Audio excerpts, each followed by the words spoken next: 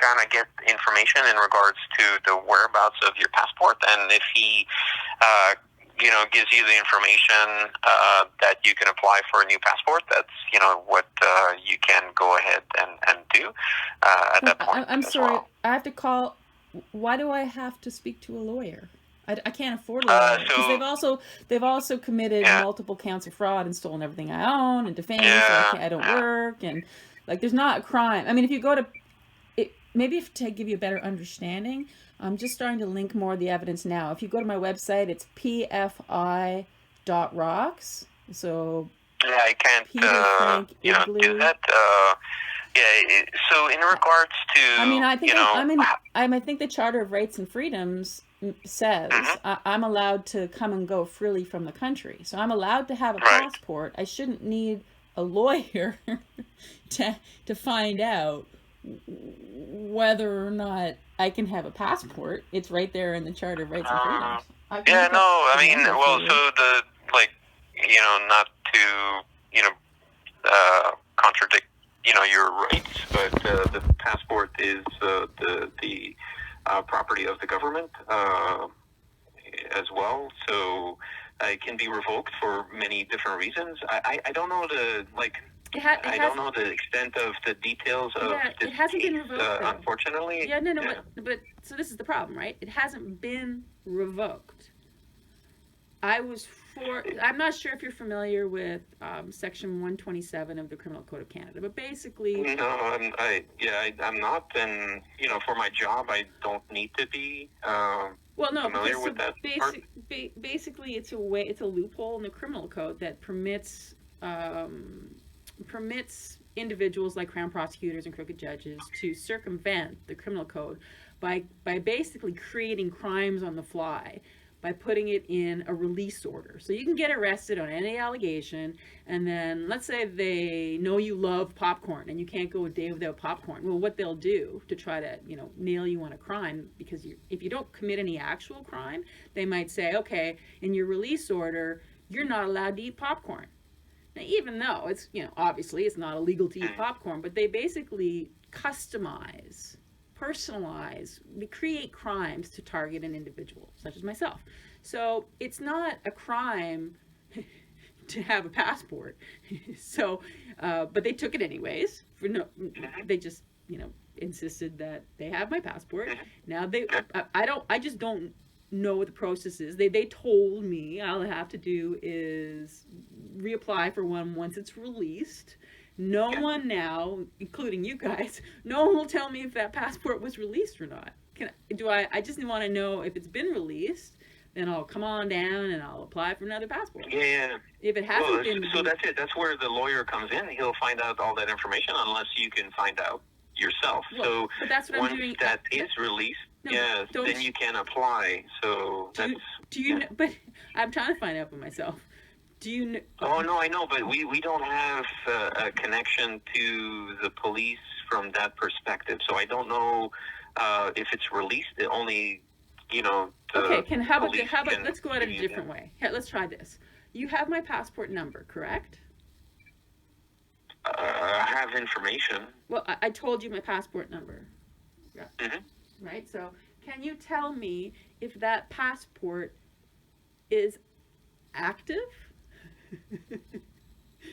Can you tell me if that passport number is active or not? On our website, so I can't give you that information. On our website, you can get a status update on your passport, so you can inquire about it, and that's kind of your avenue to get an update of the passport.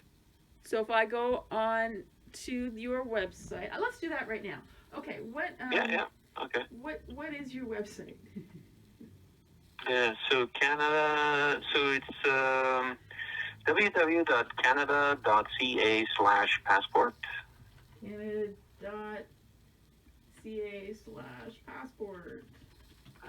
I get super lost in some of the Canadian. So-called I know it's yeah. Okay, so here I am. Now, where would I go? Let me get that for you. So many links.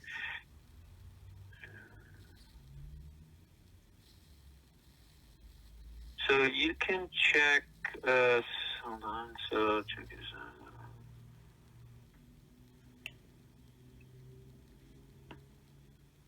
Okay. Just 1 second.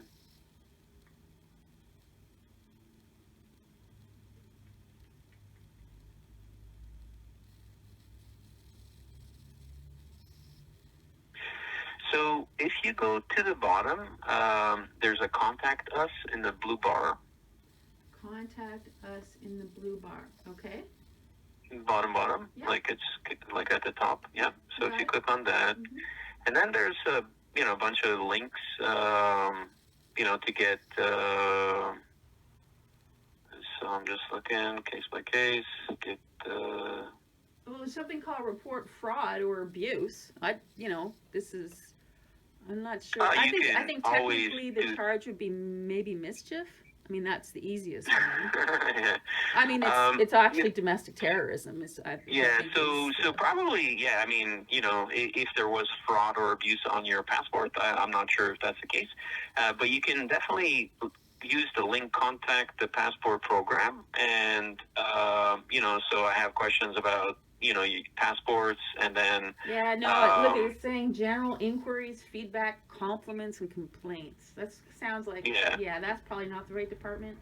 Like you said, there's a place I can find out the status of my current my existing passport. Well, so there's how about lost or stolen? Because basically they stole it. The police stole my passport. Well, so lost or stolen is essentially when it is stolen, you want to report it as stolen. So that's not the case right now. It's seized. It's well, they use the word seized because they're it's seized, not stolen. Well, actually, so they didn't have to steal it. They have a police uniform, but they're still criminals. So they actually stole it, and they got away with stealing it because they're employed. So I mean, like it depends how you look at it. The official term is seized. So it wouldn't be under that particular case, but because this one is like an inquiry, right? So somebody will look at it and follow up on your inquiry in regards to what is the status of my current passport in regards to just your current status, because it's not that you've applied for a passport, so that doesn't fit your situation. So this is submit a case-specific inquiry, right? Okay, so maybe a case process or contact the passport program. Honestly, it's the same people that kind of look at it and will look at the content of your request. It's just a way to segregate, kind of the queries, but it's basically contact the, passport program. It is a general inquiry into the status of your current passport situation. Okay, so I'm doing this now while you're talking. So I'm trying to find a way to submit my query, and so there's a drop-down list: top questions about passports. So top question, and then did you select? Which one did you select? Contact the passport program. Is that? Yeah, and so you have to select passports versus. Well, I'm also running a media company, so I could do media inquiries. Yeah, where are you? Canada. Canada. See, now top there's questions. no place for me to ask a question. Oh, wait, ask a question through our web form. Hang on, this might be it. Yeah, exactly. Because the problem is if you get shoved into some of these automated services, then you're forced to select what they dictate, and they're never really right. Or they're just quite limited. Choose a subject. Gosh, I guess we'll just do other, and I can type in my question. You know what? That's what I'll do. There we go. There is a place. So provide as much information as you can about yourself. So definitely your full name, your date of birth, your place of birth. Well, I have a copy of it. I know it's. I didn't take this copy. Someone photocopied it on a color copier. So I think that's illegal, but someone else broke the law, not me. And then they gave me a copy. So I can actually, I can upload it to my website, and then I can include the link so that you guys actually will have a visual copy of the passport sure. that was stolen from me. And put your passport number on there so that they can, definitely. So the more details you put, the better, and somebody will get back to you in regards to your current passport status. Awesome. So I don't need yeah. so I don't need to pay for a lawyer. Well, it's more to find out the status on, from like the law enforcement, on where it's at. Is why you would need one. No, but see, this is but you guys would know whether it's you guys.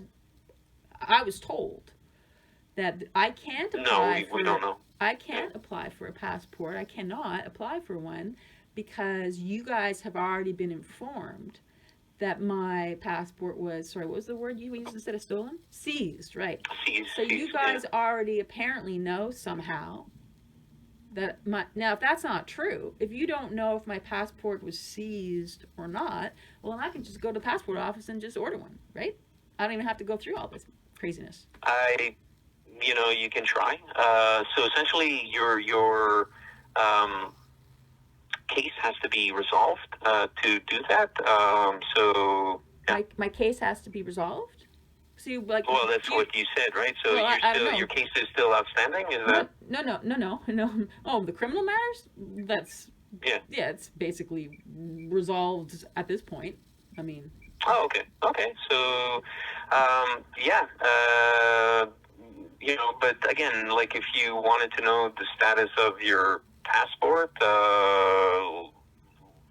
legally, a lawyer would be your kind of, best bet. No, but here's a question. Here's a general question. Mm-hmm.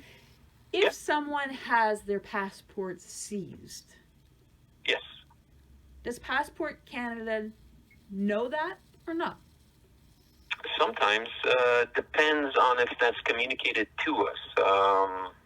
So if for whatever reason that's not communicated, then it's a question of there might be other details or reasons that we weren't notified. Can you tell me if my passport has been seized or not? So you'd have to submit that request online. So there's nothing I can ask over the phone. Yeah, correct. Yeah. Okay. All right. Thank you. And you could also try Department of Justice. Department of Justice. David Lametti. Yeah. I don't know. Sorry. No, I think I'll skip him. Okay. All right. But, maybe I won't. I'll see if I have time. Maybe I'll call him this afternoon, see if he's taking any calls. Okay. Perfect. Okay. Have I answered all your questions? Yeah, you're awesome. Thanks so much. Have a great day. Okay. You're welcome. Me too. Bye. Bye.